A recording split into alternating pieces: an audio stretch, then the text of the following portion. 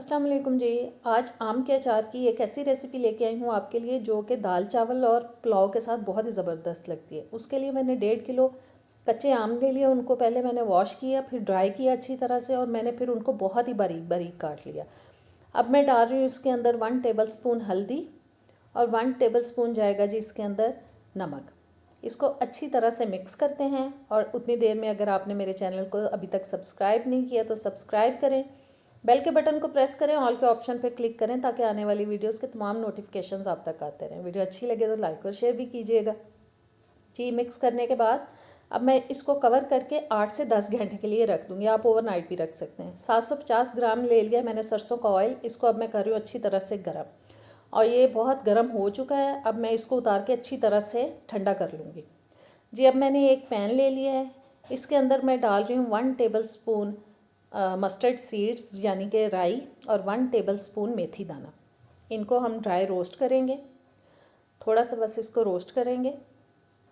और रोस्ट करने के बाद इसको मैंने ठंडा कर लिया है, एक बोल में निकाल लिया है। और जी अब मैं डाल रही हूँ इसके अंदर 1 टेबल स्पून सौंफ, 1 टेबल स्पून कलौंजी, हाफ टेबल स्पून कलौंजी। इनको हम मशीन में डाल के दरदरा सा कर लेंगे, बहुत बारीक नहीं पीसना जी। देखें मैंने इसको दरदरा सा कूट लिया, कुंडी डंडे से भी आप इसको कूट सकते हैं। और अब मैंने आम ले लिए हैं जिनको 7-8 घंटे के बाद मैंने ढक्कन उतारा है, और इसमें मैं ग्राइंड किए हुए मसाले डाल रही हूँ। और साथ ही इसमें डालेंगे जी नमक मज़ीद 1 टेबल स्पून हमने इसको रखते वक्त इसमें डाला था। और 3 टेबल स्पून अब मैंने डाल दी है लाल मिर्च, और हाफ़ टेबल स्पून अदरक पाउडर, हाफ़ टेबल स्पून जा रहा है जी इसके अंदर लहसुन पाउडर, 1 टेबल स्पून पिसा हुआ सूखा धनिया पाउडर।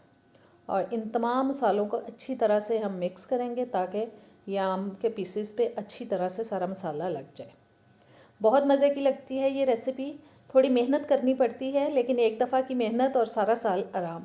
और अब मैं इसमें ठंडा किया हुआ सरसों का तेल शामिल कर रही हूँ, और तकरीबन सारा तेल ही चला गया इसके अंदर। 750 ग्राम मैंने गरम किया था। और अब इसको हम फिर से अच्छी तरह से मिक्स करेंगे। और मिक्स करने के बाद इसको जी हम ढक के रखेंगे 5-6 दिन के लिए। और 5-6 दिन के बाद ये खाने के काबिल होगा। और इसको रोज़ एक दफ़ा ढक्कन उतार के हम अच्छी तरह से हिलाएंगे।